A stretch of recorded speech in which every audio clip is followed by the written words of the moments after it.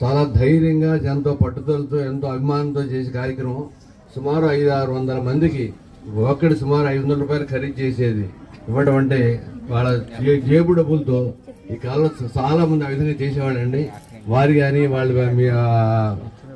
Brothers కానీ, వాళ్ళ Mrs Gautami గారు, వాళ్ళ అబ్బాయిలు, వాళ్ళ అమ్మాయి, అది పూర్వజన్మ దానం చేసే గుణం పూర్వజన్మ నుంచి రావాలి, ఇప్పుడు రాదు.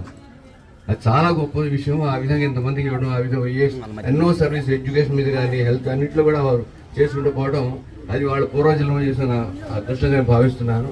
ఇంకో చిన్న విషయం అంటే, అమ్మ మీ అందరూ చిన్న ఒకటి వైద్య చిన్న మాట చెప్పాలని చెబుతున్నాను. అంత పెద్దవాళ్ళు ఉన్నారు, మీరు ఆరోగ్య విషయంలో చింతపండు మానేయాలి. చింతపండు వాతాన్ని పెంచేట్ చేస్తాయి. మీరందరూ రోజు పొద్దున్నే తేనె ఒక 3 స్పూన్ తేనె నీళ్ళలో వేసుకొని తీసుకోండి. ఉసిరికాయ పచ్చడి వారంలో 4 రోజులు ఉసిరికాయ పచ్చడి తీసుకోండి. ఈ రెండు అమృతం. వయసుతో సంబంధం లేదు. అదే తేనె తీసుకోవడం కూడా చిన్న చిట్కా ఉందండి.